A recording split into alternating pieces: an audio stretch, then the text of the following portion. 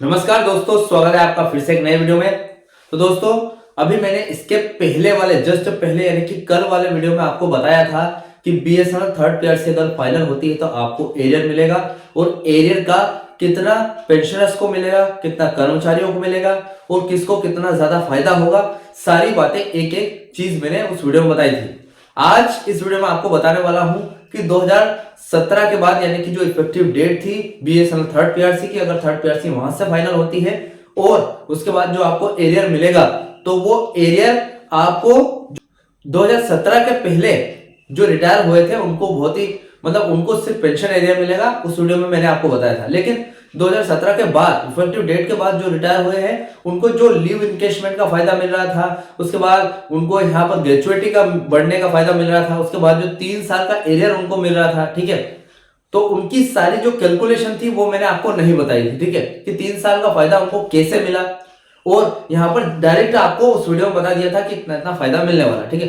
लेकिन आज इस वीडियो में आपको कैलकुलेशन करके बताऊंगा कि कैसे उनको 3 साल का फायदा मिला, ग्रेचुइटी कैसे बढ़ी उनकी, और यहाँ पर उनको लीव इनकेशमेंट उनका कैसे बढ़ा, ठीक है, और साथ में जो बचे उनके 6 साल है उसका फायदा उनको कैसे मिला, ठीक है। और 15,000 रुपए एग्जैक्टली निकल कर कहां से आए थे, ठीक है। मैंने उस वीडियो में आपको एग्जैक्टली नहीं बताया था कि जो महीने बताए थे आपको 9 साल के 108 महीने बनते हैं, हर महीने आपको 15,000 रुपए मिलेंगे या फिर हर महीने पेंशन आपको 7,500 रुपए मिलेगी। इसके बारे में बताया नहीं था कि ये कैसे निकल कर आया था, कहां से निकल कर आया था। तो आज इस वीडियो में डिटेल तरीके से क्लियर करने वाला हूं, ठीक है। तो चैनल बनाया तो सब्सक्राइब करें। मेरा नाम है सोनू विश्वकर्मा। जानकारी यूजफुल लगे तो एक लाइक करके जरूर जाना। चलिए दोस्तों, बढ़ाते हैं वीडियो को आगे। तो दोस्तों, सीधी सी बात है, यहाँ पर सबसे पहले तो मार्कर ले लेते हैं। अभी देखिए दोस्तों, मैंने कुछ कैलकुलेशन पहले से करके रखा है ताकि आपको ज्यादा वीडियो ज्यादा लंबा ना हो, ठीक है। ज्यादा कैलकुलेशन मतलब ज्यादा लंबा वीडियो, ठीक है। अभी क्या है कि जो आपका वो था 15,000 रुपए कहां से निकल कर आए थे, वो 15,000 रुपए क्या था, आपकी सैलरी का अंतर था, ठीक है। सैलरी यानी कि जो आपकी बेसिक पुरानी सैलरी थी और आपकी बेसिक नई सैलरी के बीच का अंतर था। कैसे था वो यहाँ पर निकाल के बताता हूं आपको। देखिए यहाँ पर मैं पॉइंट यहाँ पर नहीं लिखने वाला हूँ, डायरेक्ट कैलकुलेशन किया मैंने। पहले समझ लेते हैं इसके पहले वाले वीडियो में हमने क्या किया था। पहले वाले वीडियो में हमने 30,000 रुपए, अगर आपने नहीं देखा हो तो मैं ये बता रहा हूँ, ठीक है। जो न्यू व्यूअर्स है उनके लिए, अगर देख लिया हो तो आपको पता होगा क्या बताया था। देखिए पुराना बेसिक हमने 30,000 रुपए माना था, ठीक है, और उसमें आईडी 119.5%, 30,000 का कितना होता है 35,850 रुपए यहाँ पर निकाला था। अब दोनों को हमने जोड़ लिया था तो कितना हमारा, दोनों को जोड़ने के बाद जो कितना आया था 60,850 आता है, लेकिन मैंने यहाँ पर लिखा नहीं है एग्जैक्टली 60,850 रुपए समथिंग बनते हैं, ठीक है।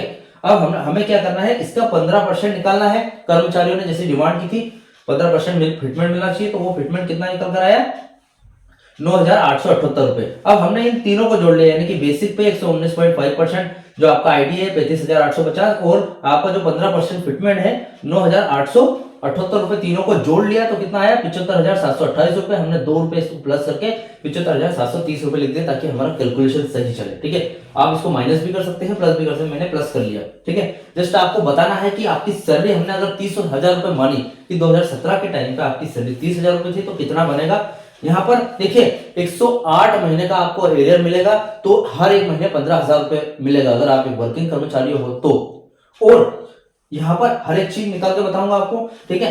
तो देखिए यहाँ पर फिलहाल ये है कि आपका जो बेसिक अंतर है थर्ड पीआरसी लागू होने पर आपका पुराना जो बेसिक है वो 2007 वाला था वो खत्म हो जाएगा और नया बेसिक 2017 वाला बन जाएगा, ठीक है। अब अंतर देखिए, हमने मान लीजिए आपकी 30,000 रुपए सैलरी मानी थी और 15% फिटमेंट के बाद जैसे कि हमने निकाला 75,730 रुपए हो गया।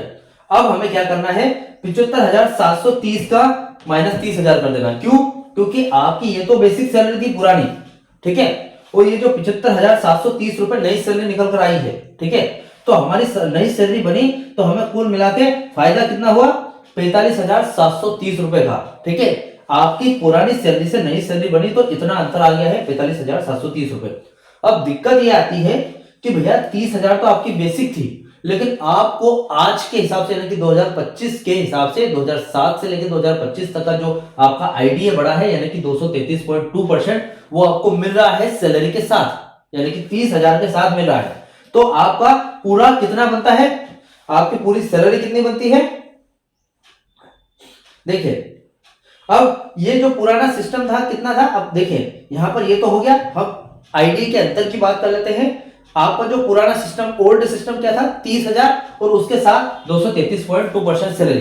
ठीक है, अब नया सिस्टम क्या बनेगा, यानी कि आपकी जो नई सैलरी, जैसे कि हमने पुरानी सैलरी भी लिखा है और उसका आईडीए आज तक जो चल रहा है वो भी लिखा है। अब हमने नई सैलरी यानी कि 2017 के हिसाब से आपकी नई सैलरी, इसके बाद आपकी सैलरी कितनी बनी यहाँ पर 75,730 रुपए। सॉरी, यहाँ पर 28 लिखने से कोई फायदा नहीं है, यहाँ पर 30 लिख देते हैं। देखिए आपकी 30 बनी है न्यू सैलरी, और आपका आईडीए नए वेतनमान लागू होने पर आईडीए 0 हो जाता है। लेकिन सरकारी इंडेक्स के हिसाब से यहां से कितना, यहां से लेकर मतलब 2017 से लेकर 2026 तक का आपको एरियर मिलेगा 9 साल का। ठीक है, तो वो प्लस होगा, आपका आईडीए 0 नहीं होगा, वो प्लस होगा। ठीक है, तो आपका आईडीए यहां पर आपका आईडीए जुड़ेगा, जैसे यहाँ पे इसके साथ ये तीर के निशान के साथ प्लस हो रहा है 233.3% आईडीए, और नई सैलरी कितनी थी हमने 75,730 के साथ प्लस आईडीए होगा 51.8% आईडीए भी मर्जर होगा। ठीक है, अब यहां पर थोड़ी सी कंपैरिजन की बात आती है कि आपकी सैलरी, पुरानी सैलरी 30,000 थी, कम थी। ठीक है, वो बढ़ के 75,730 हो जाती है थर्ड पीआरसी लागू होने के बाद। लेकिन आपका आईडीए 233.2% था, यानी कि 200% था। ठीक है, मतलब ज्यादा था आपका आईडीए, बहुत ज्यादा, वो घट के 51.8% हो गया। ठीक है, तो हमारी सैलरी तो बढ़ी नहीं, तो हम इसको कैलकुलेशन करेंगे। ठीक है, देखिए अब अगर गणित देखें तो आईडीए 30,000 रुपए है। ठीक है, तो 30,000 रुपए का आईडीए कितना बनता है, जैसे कि आपका आईडीए है, मतलब जो आपकी पुरानी बेसिक सैलरी हमने 30,000 रुपए माना था। ठीक है, इसका 233.2% कितना बनता है, इज इक्वल टू कितना बन रहा है 69,960 रुपए आपका बन रहा है। ये सिर्फ आपका आईडीए है, ये जो 233% है ना, ये है आपका। ठीक है, 30,000 बेसिक सैलरी का इतना बन रहा है। ठीक है, और नए सिस्टम के हिसाब से यानी कि 75,000 आपकी सैलरी थी, और उसका 51.8% कितना बनेगा, आपकी सैलरी थी 75,730 रुपए, और उसका 51.8% कितना बनता है, इज इक्वल टू करेंगे तो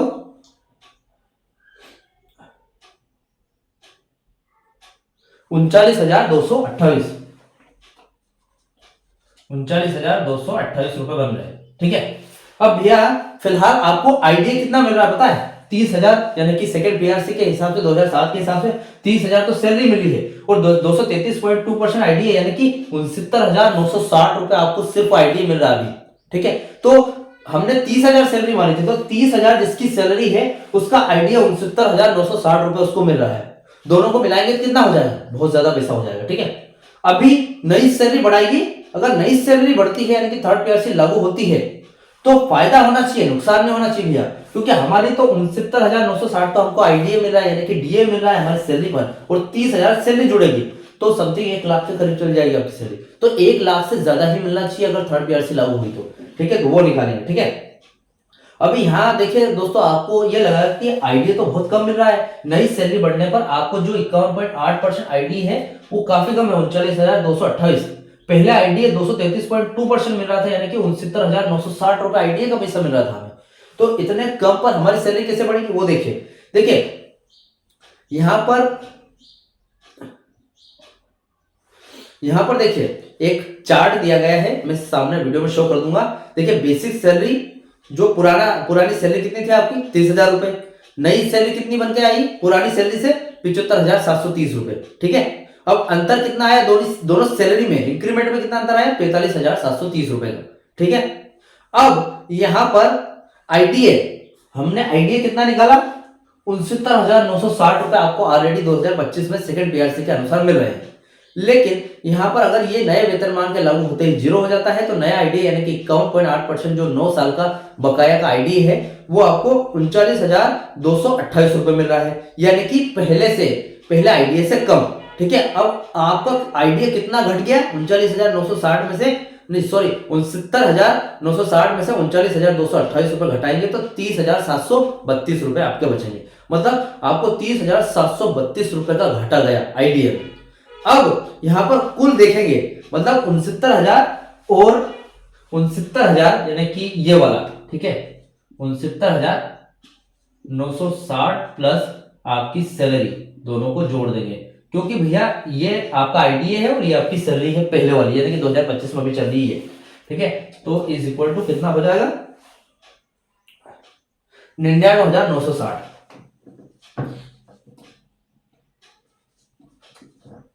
ठीक है, इतना पैसा बन रहा है भैया। मतलब 99,960 अप्रोक्सीमेटली यहाँ पर 340 रुपए कम है, नहीं तो 1 लाख रुपए सैलरी फिलहाल है ही सही आपकी।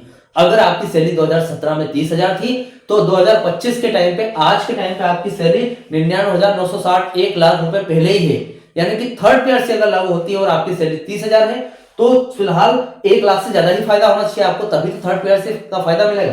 तो देखिए यहाँ पर ज्यादा होगा, लेकिन देखिए अभी फिलहाल नई सैलरी कितनी बन रही है आपकी वो देख लेते हैं, ठीक है। अब आपको लगेगा कि यार आईडीए तो हमारा बहुत घट गया है भैया, आईडीए तो जस्ट 50%, इसका 5 गुना आईडीए कम हो गया है हमारा, तो कैसे बनेगी इससे ज्यादा सैलरी। देखिए यहाँ पर अभी हमने नई सैलरी निकाली थी आपकी 75,730 रुपए, पहले सैलरी 30,000 थी आपकी, मतलब इससे लगभग 2.5 गुना ज्यादा है। तो 75,730 रुपए हमें यहाँ पर आपका आईडीए कितना निकला था, 29,000 आज के हिसाब से, यानी कि थर्ड पेयर से अगर लागू हो जाती तो उसके हिसाब से आपका आईडीए है 39,228 रुपए, ठीक है, 39,228 रुपए आपका आईडी है, प्लस हमने आपकी सैलरी कितनी थी, 75,730 रुपए आपकी सैलरी थी, ठीक है। इज इक्वल टू करेंगे, क्योंकि हमारी बेसिक सैलरी का हमने इज इक्वल टू करा है, तो ये भी करेंगे, ठीक है। ये बेसिक सैलरी है भैया और ये फिलहाल न्यू सैलरी है, ठीक है। तो हमें इसका इज इक्वल टू करेंगे तो कितना निकल कर आएगा, 1,14,958, 1,14,958 रुपए, ठीक है। अब भैया अंतर देखिए, आपकी जो पुरानी सैलरी थी 99,960 रुपए चल रही थी 2025 के हिसाब से, और नई सैलरी यानी कि थर्ड पेयर से लागू होने के बाद आपकी सैलरी निकल कर आई 1,14,958 रुपए, मतलब सीधा सा फायदा हो गया आपको, है कि नहीं। चलो ठीक है, आपका 233.2% आईडीए कम हो गया, यानी कि जीरो हो गया था, लेकिन 9 साल के एरियर के हिसाब से 2017 के से लेकर 2025 तक का इंडेक्स, सरकारी इंडेक्स के हिसाब से आपको कितने एक्स्ट्रा मिल गए हैं भैया। मतलब आप थर्ड पेयर से अगर लागू होती तो आपकी सैलरी कितनी बढ़ेगी, सीधा सा अंतर आया है, आपकी सैलरी लगभग हो जाएगी 14,998 रुपए, ठीक है। मतलब देखा जाए तो पहले वाली सैलरी से हमारी सैलरी कितनी ज्यादा बढ़ गई है, 14,998, ठीक है, 14,998, मतलब 14,998 बढ़ गई है। अब यहां पर भी 2 रुपए का अंतर आ रहा है, तो हम इसको 15,000 कर देते हैं। अब भैया आपको बता दूं, ये हो गया है 15,000 रुपए, ठीक है। आप बोल रहे थे कि हमें हर एक महीने का 9 साल तक यानी कि 108 महीने का हर एक महीने 15,000 कैसे मिलेगा, तो कुछ इस तरीके से मिलेगा भैया, ठीक है। आपके जो ये 15,000 रुपए हैं, ये वही वाले यही वाले 15,000 है, ठीक है। तो आपको हर महीने 15,000 रुपए की का फायदा होगा अगर आप एक कर्मचारी हो तो। अभी तक आपने रिटायरमेंट नहीं ली है तो 15,000 का फायदा मिलेगा, ठीक है। मतलब जैसे इसके पहले मैंने जो वीडियो बनाया था जिसमें आपको 3 साल का बताया था, ठीक है, 3 साल का लिव इनकेशमेंट वगैरह ये बताया था, 3 साल आपने सर्विस दी तो आपको 15,000 के हिसाब से मैंने बताया था आपको कितना 36 महीने का कितना पैसा बनता है, यानी कि 3 साल के हिसाब से 12 36 महीने का कितना पैसा बनता है। उसके बाद आप रिटायर हो गए 2020 में, तो आपको कितना पैसा बना 6 साल का, वो अलग से हमने जोड़ लिया था, तो आपको समथिंग 15 लाख रुपए निकल कर आया था। लेकिन सोचिए अगर अभी तक आप यहाँ पर रिटायर हुए ही नहीं हो, ठीक है, अभी 2025 या 2026 में रिटायर होने वाले हो, तो आपको सीधा साधा डायरेक्ट 15,000 रुपए हर महीने 108 महीने मिलेंगे, ठीक है, 108 महीने तक 15,000 रुपए मिलेंगे, लिव इनकेशमेंट मिलेगा, ग्रेचुइटी बढ़ेगी आपकी, ठीक है, और ये 15,000 रुपए हर महीने के मिलेंगे, ठीक है। और आप जब पेंशनर्स बनोगे यानी कि आप रिटायरमेंट अब लोगे तो आपको नई बेसिक पे यानी कि नई बेसिक पे कितनी बढ़ गई है आपकी 1,14,958 रुपए। इसके हिसाब से आपको पेंशन भी मिलेगी, इससे आधी मिलेगी, तो 50,000 रुपए आपकी पेंशन हो जाएगी, ठीक है ऑलरेडी। तो इस हिसाब से देखिए पहले 99,000 थी तो आपकी सैलरी 50,000 हो रही थी, और अब 14,000 है तो आपकी सैलरी कुछ बढ़कर ही मिलेगी आपको, ठीक है, पहले से। तो ये आपको फायदा हो रहा है, ठीक है। अब देखिए सरल शब्दों में देखा जाए तो आपकी जो बेसिक तो बहुत ज्यादा बढ़ जाता है, जैसे 30,000 से 75,000, लेकिन आईडीए का जो परसेंट है वो 233 2% से गिरकर 51.8% हो जाता है। ठीक है, इसलिए आपकी कुल सैलरी जो शुद्ध बढ़ोतरी इंक्रीमेंट हुई है जिसमें, वो है लगभग 15,000 के समथिंग। 15 से 25,000 हो सकता है, वो आपके पद पर डिपेंड करती है, आप कौन सी पोस्ट पर हो। अभी हमने 30,000 के हिसाब से निकाला। अगर आपकी सैलरी ऑलरेडी 40,000 है तो बढ़ जाएगा और ज्यादा पेमेंट। अगर आपकी सैलरी 20,000 है तो थोड़ा सा घट सकता है। ठीक है, एरियर इसी 15,000 का मिलेगा आपको। ठीक है, अगर आप 2017 से आज तक दिसंबर 2025 तक काम कर रहे हो तो इन 108 महीने का एरियर 15,000 के अंतर को जोड़ा जाएगा। ठीक है, हर महीने के इस 15,000 के अंदर को जोड़ा जाएगा, यानी कि 15,000 को गुणा आपको 108 में करना है, तो आपका जो निकल कर आएगा 16 लाख से लेकर 18 लाख के बीच में पूरे 9 साल का एरियर निकल कर आएगा। वही मोटा माल है जिसके लिए बीएसएनएल यूनियन काफी टाइप से सरकार से लड़ रही है कि थर्ड पीआरसी लागू कर दो, क्योंकि थर्ड पीआरसी इंक्रीमेंट का कोई मतलब नहीं है कि थर्ड पीआरसी से आपकी सैलरी बढ़ेगी। सिर्फ सैलरी बढ़ने से कोई फायदा नहीं होगा, 9 साल का एरियर भी आपको मिलना चाहिए। ठीक है, तो मेरा यही मतलब था कि जो भैया 2020 के टाइम पे रिटायर हुए हैं उनको बहुत ज्यादा फायदा होने वाला है। ठीक है, फिलहाल ये अपडेट थी एरियर के बारे में। अगर आपको अपडेट से रिलेटेड कोई भी डाउट क्वेश्चन वगैरह तो मुझे कमेंट बॉक्स में कमेंट कर सकते हैं। वीडियो अच्छा लगा तो वीडियो को लाइक कमेंट से जरूर करें। मिलते हैं दोस्तों नेक्स्ट वीडियो में। सी यू सून।